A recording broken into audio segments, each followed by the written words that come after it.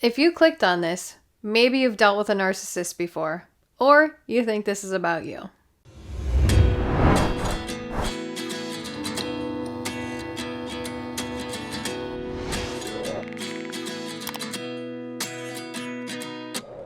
You know the saying, Nunya business? Well, I'm Nunya, and I'm here to make it your business. So let's get into it. And we all know I like to pull a little memory off the shelf, is what I'm going to call it. A little Mr. Rogers-esque feeling. Because I love Mr. Rogers. Who didn't? He was the coolest, kindest human being of the 90s that I remember. Anyways, I digress. So for Nostalgia Nook today, I'm going to go into a little bit of a different track where you get to see the thrifting side, the vintage side that I really, really love. The garage sale, rummage sale, whatever you want to call it.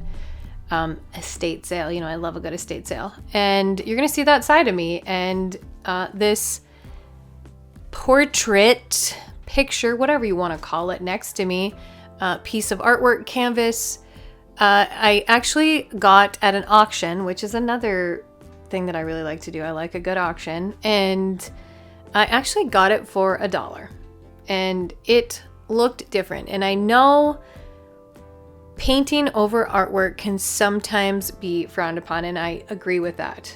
In some instances, I think it's okay, and that's, again, my opinion, and you may not think it's okay, and that's okay, to give it a little flair. And you'll see in the before that it was a different color, and it was used for a completely different reason.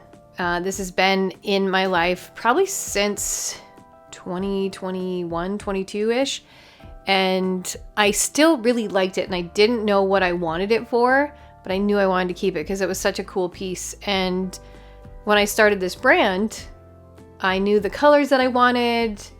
And this is actually the very first piece that I ever had behind me before I had built anything else other than a logo. And I painted it and made it my own. And I really, really love how it turned out. And if I ever have it in a background of any meeting that I'm on, it's always commented on. And I'm always like, it's $1. I don't know why I have to explain my life to everybody, but I'm working on it. So you'll get to see some of the vintage finds that I have, thrifting finds, garage sale finds, the hauls that I do. I just truly enjoy taking something old and using it in a new space or making it my own. So you will see part of that. And that really makes me happy, and I hope it makes you happy too, to see some things you could maybe do yourself. So from a little memory, let's get into a little bit of truth. And the letter for today is going to be a letter about the ones who make the room feel a little bit smaller. Again, a rather eye-opening, heart-piercing one to write. And we all know if you write something down, it makes it real. And when you talk it out loud, it makes it even more real. And hence why I'm doing this whole series. So again, it's really helped. The letters that I've done already, it has made me just not feel alone in all of this. And again, those who comment, I really appreciate it. And it warms my heart, and it also makes my heart a little bit sad that we've all been through some similar situations. So keep commenting, and hopefully we can get through this together. So let's get into this one, and maybe I'll have a little bit more to say after I'm done reading it. To the one who made the room smaller. I'm writing this with a steady heart. Maybe not a steady hand, but a steady heart. Not to relive it, but to name it and let it be what it was. I am a person who always sees the potential, and a person that is worth rooting for. And that is what I saw in you. I opened my home, my calendar, my heart. I offered trust as proof of value, advice whenever it was needed, late night pep talks, and I rooted for the version of you I hoped would arrive. I did not want to see The red flags that you waved like parade banners. I told myself they were misunderstandings, growing pains, maybe just a little bit of stress. I stood beside you when you spoke badly about others, believing the best of you and the worst of them. I didn't realize the story would eventually circle back and cast me as a villain too. Looking back, the pattern was there.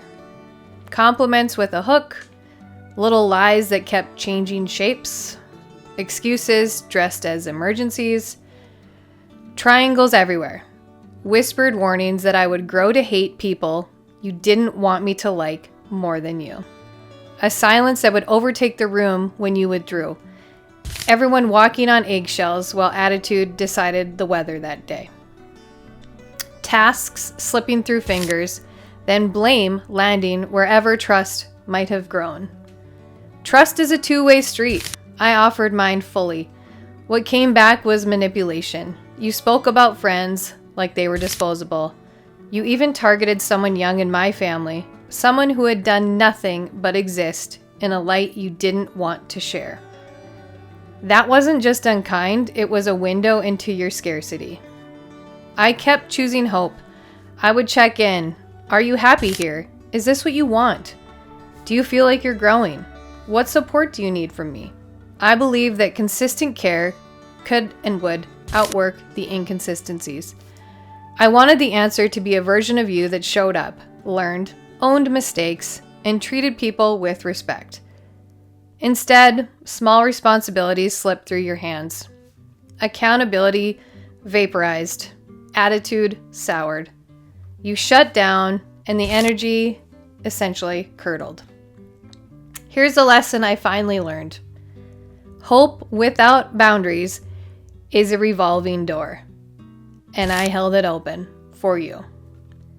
I can hold two truths at once. There was potential and there was harm. I can care about a person and still refuse a pattern.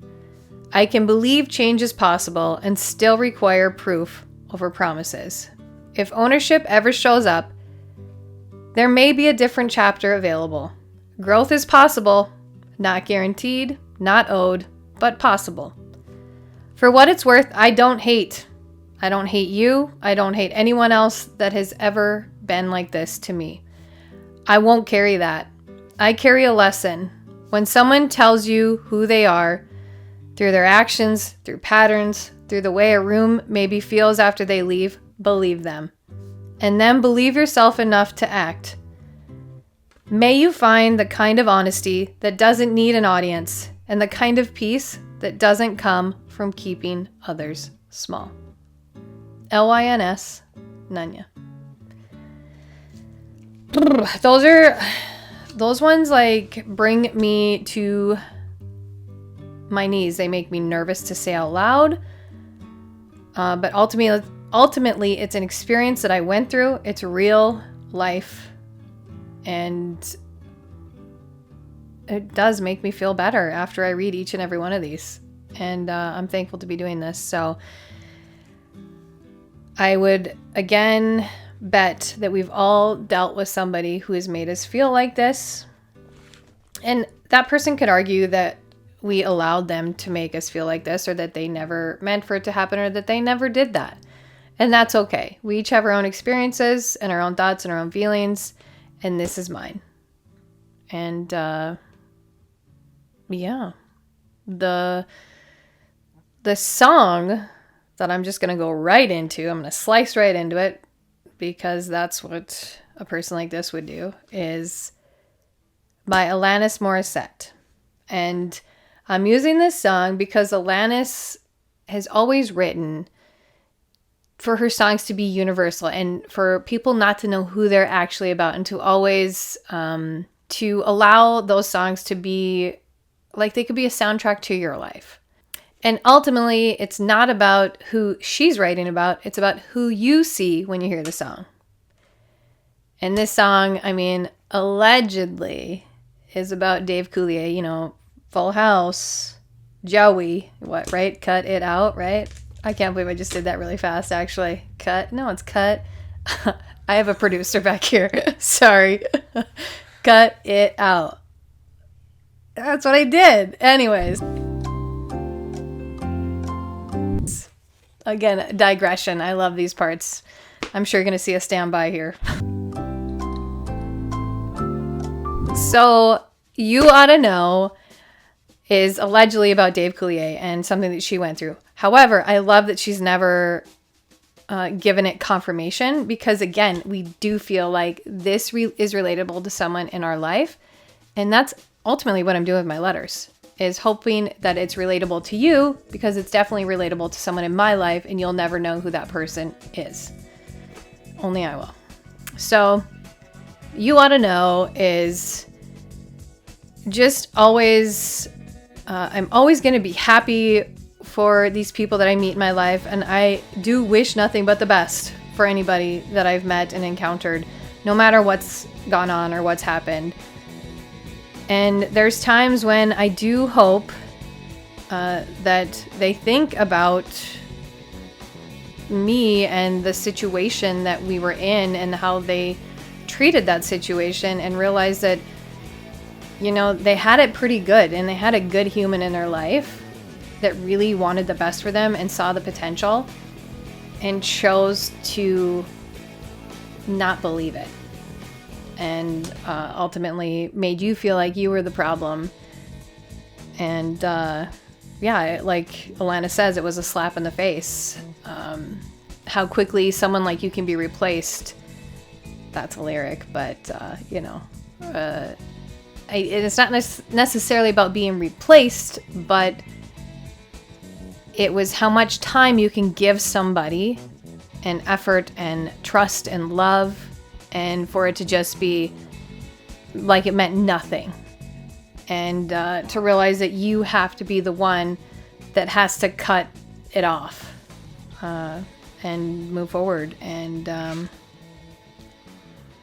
always here to remind them, hopefully when they see you or hear about you or think about you, that they should know better, and they ought to know better, essentially.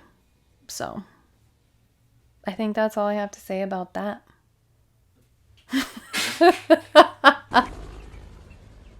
That's all I have to say about that. That's all I have to say about that. Anyways, so let's go from personal to a bit more practical, where I like to make it more practical in relation to marketing and just in life in general. So thinking about a narcissist or someone who makes the room feel smaller with them in it, and in marketing and in careers in general, you're gonna work with different personalities. I've done it. I've been there. I've lived it many different times. And you just need to always make the choice to work with those that are authentic. So in marketing, maybe it's an influencer. You don't want to work with those that have the fake followers or just do it to shill a product. You want to work with those that are authentic and that are genuine and that align with who you are and what you want to portray in your life.